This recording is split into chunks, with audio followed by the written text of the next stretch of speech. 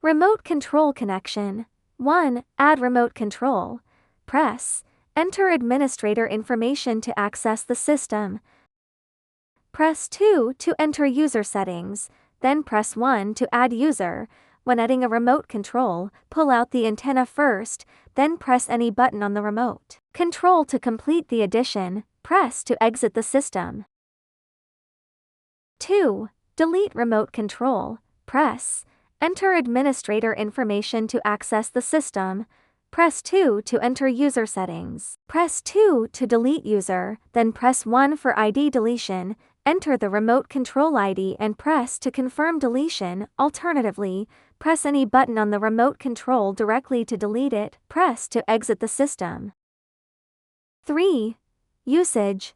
Press the remote control button to unlock the door. Use within 100 meters.